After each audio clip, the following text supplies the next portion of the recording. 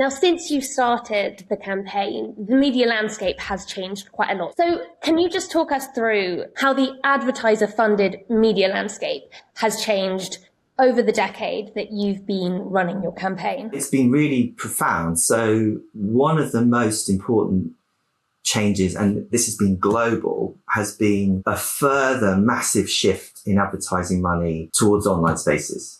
So more and more of the money that's spent on any kind of advertising, whether that's newspaper, print advertising or outdoor advertising, but more and more of that advertising is being spent on the internet. I think it's over $1 trillion worldwide is spent on advertising each year.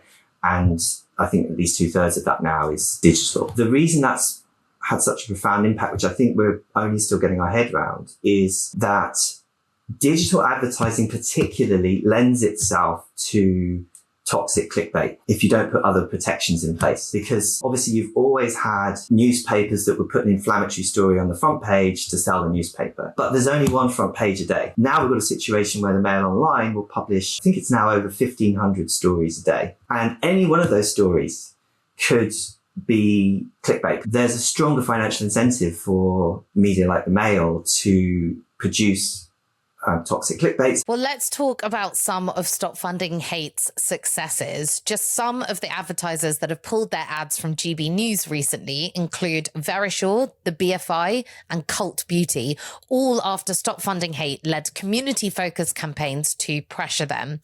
What would you say is Stop Funding Hate's biggest success? That's a really interesting question. I think if I was going to pick one thing, it would be that this is now an issue that advertisers think about and to some extent worry about. When we first started, the idea that as a company you would have to apply an ethical lens to your advertising just wasn't a thing, really. There'd be a company that would have a really well thought through policy in terms of making sure that they don't have child labor in their supply chain and that the sustainability aspects of their operations are being looked at properly.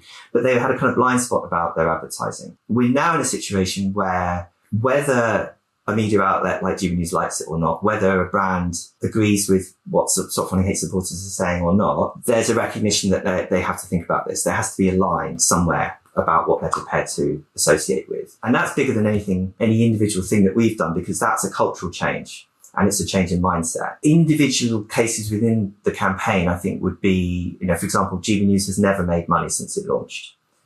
So it launched in 2021. They've now lost £131 million as most big advertisers continue to stay away. And, Stop Funding Hate's long-term goal is to make hate unprofitable. So we've collectively shown that there's a cost to going down that path in a way that wasn't the case, for example, when Fox News first launched in the 1990s. They became quite profitable. They're profitable now. So we've collectively successfully challenged the business model to some extent. The hard part is that obviously there's a much bigger picture, and it appears to be the case that the owners of GB News may have other reasons beyond just commercial reasons for wanting to support the channel. And the other thing is the scale of, clearly it's not just GB News that's the problem. This pattern of behaviour is a problem in many other parts of the UK media and across the world as well. In the end, I think it is a numbers game. If enough people raise their voice enough with enough advertisers, the logic does work. And this is ultimately a human created problem, which is also why I think it's a problem that collectively humans can solve.